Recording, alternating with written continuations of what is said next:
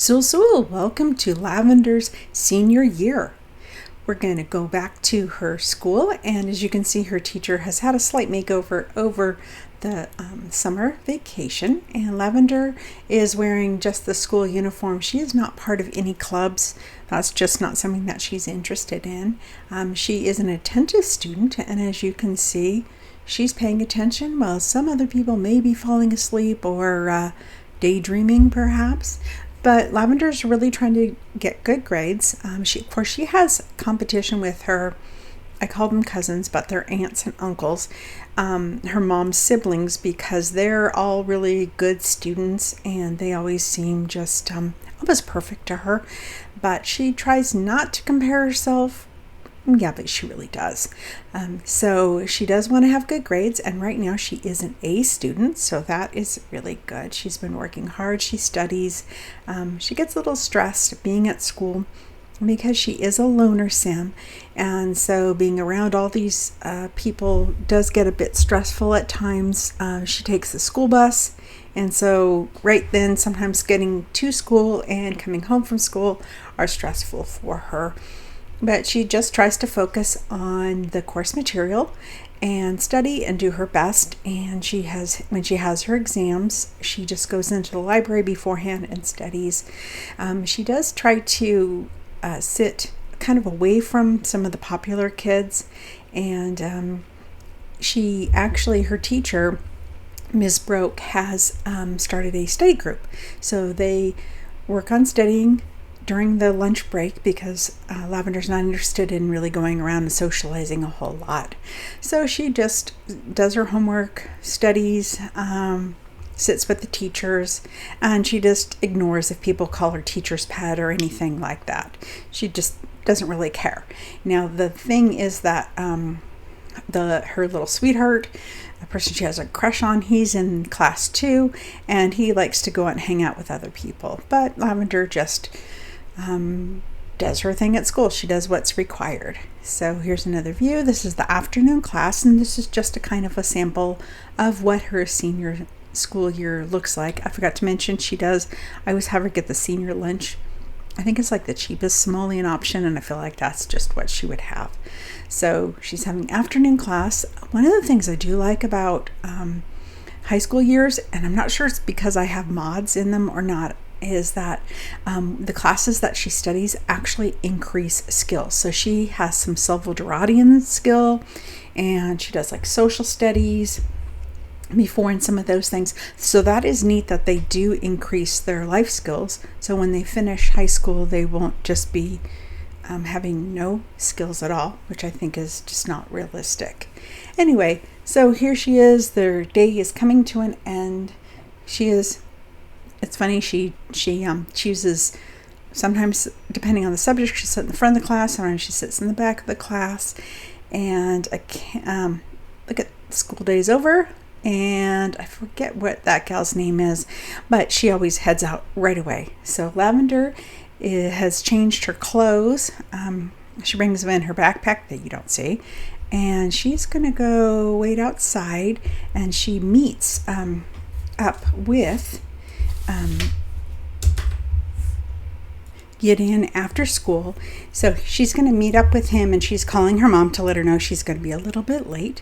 So she and Gideon are talking, and this is kind of the only place that they can have some alone time, and they can't stay too late because they will take the activity bus back home. And so Gideon has permission to go over just about any time he wants. So now Lavender's going to call and let her mom know that they're going to head on home, and Gideon's invited over for dinner. So they love to hug each other. They really are feeling a lot of attraction, and boy, he is her big crush, and she is his crush. But they have to really play it cool because Buttercup doesn't approve. She went on that date with them over the summer, and Gideon's allowed to come over, but she really does keep a close eye on Lavender. She is kind of concerned. I don't know why. I guess it's because she's an unflirty sim. She doesn't even like them hugging or anything. So Gideon really tries to be on his best behavior, and Lavender's reminding him, we just have a few more weeks left of school. And look at how cute. Gideon loves Rose. So Lavender's coming out. She's going to she's going to pick up Rose because that's what she does. And she's going to say, okay, we have dinner. There's pizza upstairs if you want. They eat pizza so often. Or they have a Zoomer's delivery because Buttercup doesn't cook. Lavender does usually make really healthy things, salads and things that when her grandparents bring fresh produce over. So it's a little bit awkward with Gideon and Buttercup, but he's trying to get a little bit better because he really does care for Lavender and he sees a future with her. So you can see it's pepperoni pizza tonight. And Buttercup's going to call everybody over to eat. And then Lavender and Gideon will do some studying, which will be fine. He still has to stay out in the main area. That way, Buttercup is very old-fashioned. So look at how cute the kitties are. And Rose has aged up. She is now past her peak and has become an elderly cat now. So this is sad. But there is something exciting now. So Gideon has come over and he has created a promposal for Lavender. So school term is almost over and she has accepted, of course. They are really excited. He did go ask Lavender, and I thought I'd share some information about him. There's a romantic interest, prom date, they are best friends, they both use Simlish, of course, and look at these sentiments. She has a crush on him, she's closer from happy memories, and the promposal was accepted. So those are the things. She was impressed by his promposal, and I'm looking to see what they say. Yeah, so that's really cute. They are adorable. They're kind of reminding me of Ned and Daisy. Maybe we'll see where things go with them. But it is a beautiful spring evening, and prom is coming up pretty soon next weekend. So that's very exciting.